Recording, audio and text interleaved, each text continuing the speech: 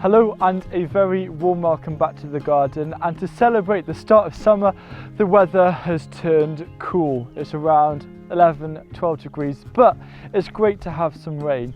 And in this video I'm just going to go over some of the things that I'm doing in the garden to help keep it maintained and to prepare for later on in the year.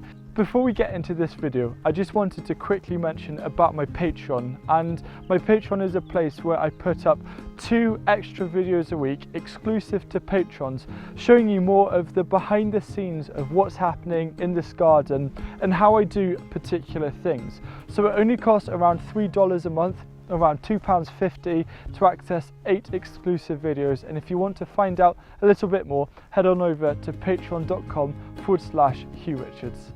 One of the most important jobs when it comes to early summer maintenance is looking after your tomato plants. And the first thing that you need to do is just make sure that you're just keeping down on any weeds that are growing around the place, like this one. And then you've got to make sure, especially in a cooler climate like this, to try and take off as many suckers as possible, just so it can focus a bit more energy in the growth, and then you cap it off later on in the year. But a lot of tomato plants like to send out these kind of suckers right at the base. So I'm just going to go along these plants and cut these off, or if they're smaller ones, you can kind of just pull them off. And you can see that there's a lot more breathing space, and the reason why you want to do this is exactly for the breathing space. If there's not a good enough airflow around your tomato plants, they can encourage things like tomato blight. And another thing that you want to do is any of the older leaves to actually cut them off. And in fact, I'm going to let this tomato plant develop a little bit more, but once you get that first truss, for example here where you can see the flowers, that's a truss of fruit, and you want to technically cut off all of the leaves below that first truss just to make it nice and healthy. I've got another sucker coming off there, which is quite a big one, and then I'm going to take off this here, and you can already see just how much this is beginning to breathe. And suckers will produce fruit, but here I'm focusing, just because it's quite early on in the year, I can afford to take these off to help them grow up the string. And you can see already just how much more breathing space this has, and it just helps keep it nice and healthy. We've just been through a period of hardly any rain for around about 2 months, and May was a record breaking month with the longest sunshine hours, and that has been very difficult for us because we're not on mains water, just on spring. So with the rain that was forecasted, we made sure that we put out as many buckets as possible to capture water that we're then going to fill up the IBC tanks and the other tanks to then use in the garden. Because even though it looks like it's going to be okay for the next few weeks, it's better to be safe than sorry, and to have all of this extra stored water that's come right off the barn is a really secure feeling.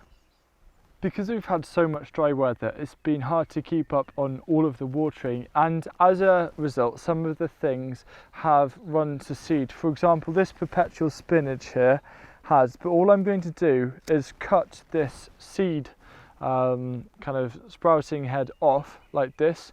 I can use the leaves if I want to, and hopefully it'll just encourage it to keep on sending more of the leaves we want rather than flowering stems. As the season progresses, the plants begin to mature more, but what happens is the lower leaves often turn yellow and die off. So this is out of aesthetic reasons, but I like to go around and just pick off some of the lower leaves, or any leaves that are damaged or beginning to colour, so aren't too appetizing. This is just so it looks a lot nicer, and it helps tidy things up. It gives the plants a little bit more breathing space, and as well I think it will help reduce chances of disease, because you haven't got that weaker foliage at the bottom which has less protection against the elements. So it's just a personal thing, but I like to spend just a couple of minutes around different parts of the garden picking off any leaves that are yellowing at the base. One of my favourite things about early summer is that there's still plenty of opportunity to grow lots of things from seed, and I absolutely adore homegrown beetroot, so I'm going to be putting just a random row in here, and you can see we've got dwarf beans, of which I have more that will be transplanted. But if you're unsure on what you can or can't sow at this time of year, then you should definitely check out this video by Liz Zorab, and she goes over all of the main seeds and vegetable types that you can start sowing in June, so you can still get harvests later on in summer through to autumn and also through winter. For June, one of the main things you've got to do is to make sure that you continuously harvest your salads, especially your lettuce, unless you want them to create a nice kind of heart, which is what I'll probably let these do because I've got lettuce elsewhere. What I'm now doing in this area is I've got some pak choi here. Firstly, this is a bit of vole damage, went and snipped them. And there's also a bit of flea beetle damage, but because it's going to be a lot cooler over the next few days, I think it's the ideal opportunity to transplant these. So try and do any kind of job when the weather is cooler that you otherwise wouldn't have done during hot, dry, warm weather. For example, transplanting anything that's needed that's susceptible to flea beetle. And this is my first time growing pak choi, so I'm kind of keen to see how well this does, and please keep your fingers crossed for this.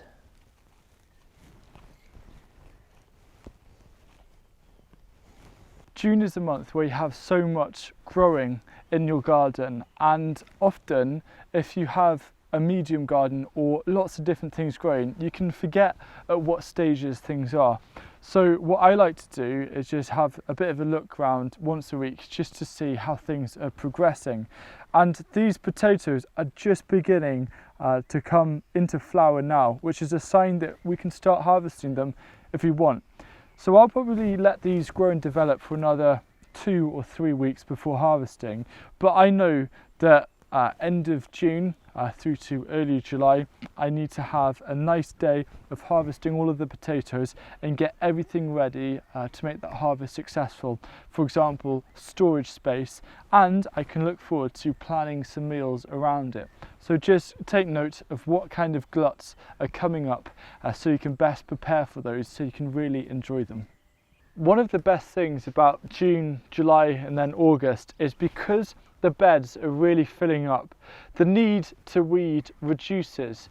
So for example, these peas, I'm just going to give them one final quick weed around them, but then I'm just going to let them do their thing, because as plants develop they then begin to smother out the space and they will always outcompete any smaller weed trying to grow through. So just look forward to not having to weed as much. It's a real joy, and it's nice to turn our focus from weeding more towards harvests.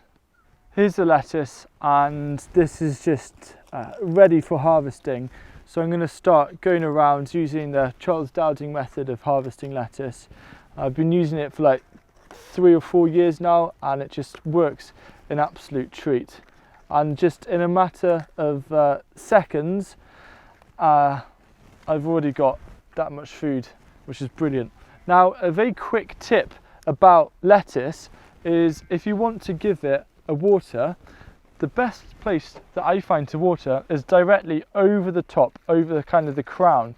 The reason why is that the water will then seep down and it will fall in and around the stem. So rather than trying to lift it up and then pour it around the stem, which can be a pain and damage the leaves, I just prefer to water lettuce over it. Now the final thing that I'd want to leave you with, the final thought, is after making note of what things are going to be ready to harvest, it's also important to make note of what empty space is going to happen or going to come out of those harvests. For example, the broad beans are going to be empty in probably around a month, and that's empty space that can be planted up. So just start thinking about things and crops that you can start off in modules to then transplant in around a month in that empty space to really try and get the most from it. So thank you very much for watching, and hopefully this has given you just a little bit of an idea about what I start to do and to prepare as we move into summer.